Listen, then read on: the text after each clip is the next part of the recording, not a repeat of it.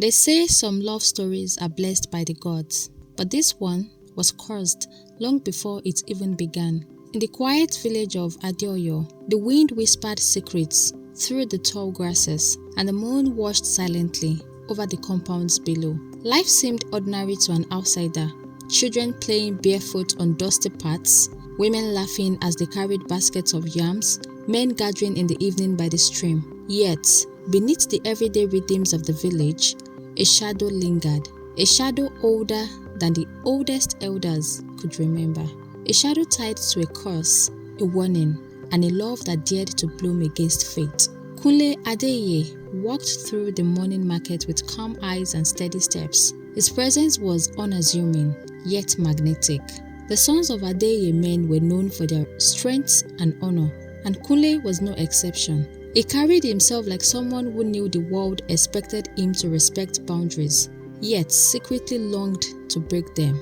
At the far end of the market, under the shade of a sprawling iroko tree, a young woman tended a small stall of colorful beads and woven fabrics. Morayo Afolayan moved with quiet grace, arranging her goods carefully. Her eyes, dark and deep, seemed to hold stories of laughter, sorrow, and longing. Something about her drew Kunle's attention immediately. As fate would have it, a gust of wind swept through the market, toppling a tray of beads.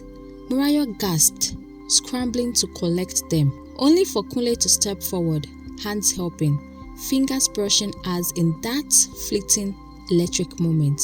"You dropped these," he said softly. She looked up, startled. Their eyes met, and for a heartbeat, everything else in the market seemed to vanish. "Thank you," she murmured, gathering the beads. "Do you come here often?" Kunle asked, his smile warm. "I have always been here," she replied, hesitating. Their conversation flowed, cautious yet magnetic. She laughed softly at his comments, the sound like a gentle bell in the air. But from the shadows, an old woman watched them, her face lined with worry, her eyes narrowing. She knew who he was. She knew the danger, and it chilled her heart. "You shouldn't be here," Morayo whispered, when Kunle lingered too long that evening, standing just beyond her family compound. "I couldn't stay away," he admitted. "But the curse," she started, trembling. "I don't believe in curses," he said firmly, "not when it comes to love like this." Her eyes glistened with tears. "If we are together, one of us will die." Kunle stepped closer with a pounding heart. "Then we will face it together," he said. And in that moment, as their fingers intertwined, a strange hush fell over the village. The wind ceased, the leaves stopped moving. Deep in the forest, something ancient stirred, awakened by the union it had long awaited. That night, under a sky dusted with stars, they met in secret by the river. The world outside did not exist. They laughed, shared stories, and allowed their hearts to overflow with a love they could not deny. But the curse, patient and unyielding, began its silent work. Within days, strange things began to happen. Livestock fell ill mysteriously. A fire broke out in the granary, even though the wind was still. And Morayo herself began to feel an unexplainable fatigue, her chest tightening as if invisible hands pressed upon her. Kunle refused to leave her side. "It is nothing," he said, brushing off the signs. "It cannot touch us." Yet, deep inside, fear pricked him. A fear that grew with every whispered warning from the elders and neighbors alike. It was grandmother Afolayan who finally revealed the truth. She summoned Morayo to her hut, her hands trembling as she held her granddaughter's face. "The Adeye blood runs deep," she said, "and the Afolayan blood cannot mix with it. Never. Not for love, and definitely not for life. Our mothers, our fathers, many have tried, and all of them have paid the price."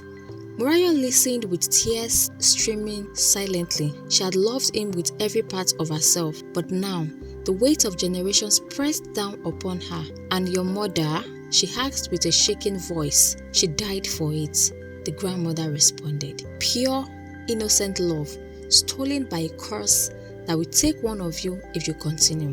Morayo's heart thudded painfully, yet she could not stop herself from thinking of Kunle. She could not imagine a life without him. Kunle, unaware of the grandmother's revelations, approached Morayo that night.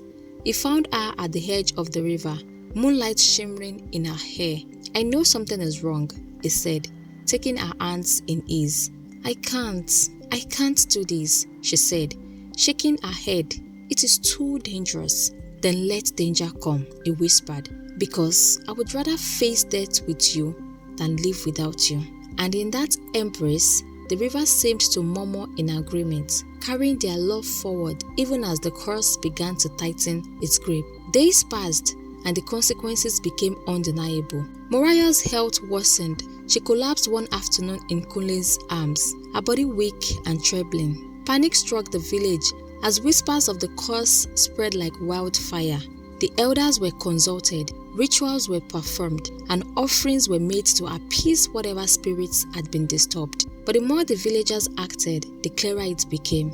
The curse was not just a story, it was alive. Kunle refused to give up. He sought the advice of Baba Kazim, the village spiritual guide, who is known for his wisdom and his ability to communicate with forces unseen.